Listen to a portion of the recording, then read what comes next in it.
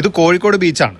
ഈ പറയുന്നത് വളരെ പോസിറ്റീവായിട്ട് മാത്രം എടുക്കണം. നമ്മൾ എന്ത് പറഞ്ഞാലും നമ്മുടെ ചൂണ്ടിക്കാണിക്കുന്ന വിഷയങ്ങൾ നെഗറ്റീവായിട്ട് എടുക്കുന്ന ഒരു ചിറ്റപ്പനുള്ള സ്ഥലമാണ്. അതുകൊണ്ട് പറയുകയാണ്, ഇത് വളരെ പോസിറ്റീവായിട്ട് എടുക്കണം. ഒരു ബീച്ച് എങ്ങനെ വൃത്തിയായി സൂക്ഷിക്കാം എന്നുള്ളതിൻ്റെ ഉത്തമ ഉദാഹരണമാണ് കോഴിക്കോട് ബീച്ച്. കഴിഞ്ഞ ദിവസം കോഴിക്കോട് ബീച്ചിൽ നിന്ന് എൻ്റെ ഒരു സുഹൃത്ത് അയച്ചു തന്ന ഒരു വീഡിയോ ആണിത്. എങ്ങനെയാണ് ഒരു ബീച്ച് വൃത്തിയോടുകൂടി സൂക്ഷിക്കുന്നത്? കൃത്യമായ പരിചരണം. ഒരു പ്ലാസ്റ്റിക്കിൻ്റെ തുണ്ട് പോലും ഈ പ്രദേശങ്ങളിലൊന്നും കാണാൻ സാധിക്കില്ല.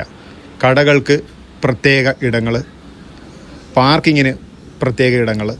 ഈ കടകളിൽ നിന്നുള്ള വേസ്റ്റുകളൊന്നും നമുക്കവിടെ കാണാൻ സാധിക്കുന്നില്ല. എല്ലാം അതാത് സമയം തന്നെ നീക്കം ചെയ്യപ്പെടും. ഏറ്റവും രസകരമായിട്ടുള്ള കാര്യം, ഈ കടകളൊന്നും ബീച്ചിനകത്തേക്ക് വരുന്നില്ല. മണലിലേക്ക് കയറി ഒരു കടകളും സ്ഥാപിക്കപ്പെടുന്നില്ല എന്നുള്ളതാണ്. കൃത്യമായി പ്രവർത്തിപ്പിക്കുന്ന DTPC, പോർട്ട്, മുനിസിപ്പാലിറ്റി എന്നീ വിഭാഗങ്ങളാണ് ഈ കോഴിക്കോടുള്ളത്. നമ്മുടെ ജില്ലയിലെ പണ്ട് കാലം മുതൽക്കേ ഉള്ള നഗരസഭകളുടെയും പോർട്ടിൻ്റെയും DTPCയുടെ ഒക്കെ കുഴപ്പമാണ് ഇന്നീ കാണുന്നത്. ഇന്നലെ വന്നവരെ ഞാൻ പറയുന്നില്ല. ഈ സംവിധാനങ്ങളെല്ലാം കൃത്യമായി പ്രവർത്തിക്കുകയാണെങ്കിൽ നമ്മുടെ ആലപ്പുഴ കടപ്പുറം എത്ര സുന്ദരമായിട്ട് നിലനിൽക്കും.